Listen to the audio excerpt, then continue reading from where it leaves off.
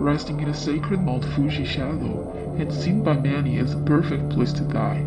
The Aokigahara forest in Japan has the unfortunate distinction of being the world's third most popular place to die by suicide. Since the 1950s, Japanese businessmen have wandered in, and at least 500 of them haven't wandered out, at an increasing rate. Self-inflicted death doesn't carry the same stigma in this nation as it does in others. Seppuku, the samurai's ritual suicide thought to be honorable, dates back to Japan's feudal era, and while the practice is no longer the norm, it has left a mark. Vestiges of the seppuku culture can be seen today in the way suicide is viewed as a way of taking responsibility. Japanese spiritualists believe the suicides committed in the forest generate paranormal activity. The forest's trees organically twist and turn, and because of its location at the base of a mountain, the ground is uneven, rocky, and perforated with hundreds of caves. But more jarring than its tricky terrain is the eerie feeling of isolation created from the stillness.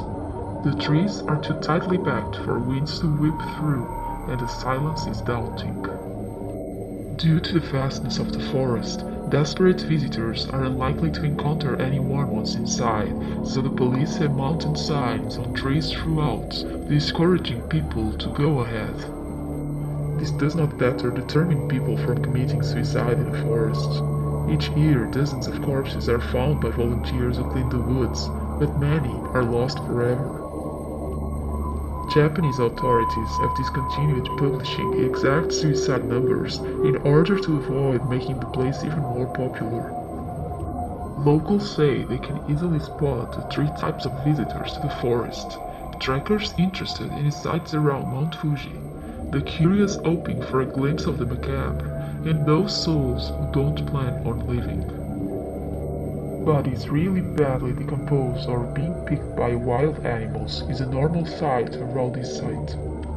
According to some reports, forest workers must carry the bodies from the forest to the local police station, where they are put in a special room used specifically to house suicide corpses. Some believe that if a corpse is left alone, it is very bad luck for the yurei of the suicide victim. Their spirits are said to scream through the night, and that their bodies will move on their own.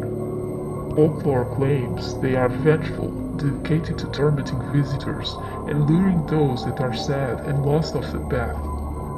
Monks have come here to construct a temporary altar in the car park and pray for the repose of the troubled spirits of Aokigahara. In moments of despair, some people report an encounter with a Buddhist monk showing the way out of the forest. The rumor says the monk lives inside the forest and stops people from taking their lives.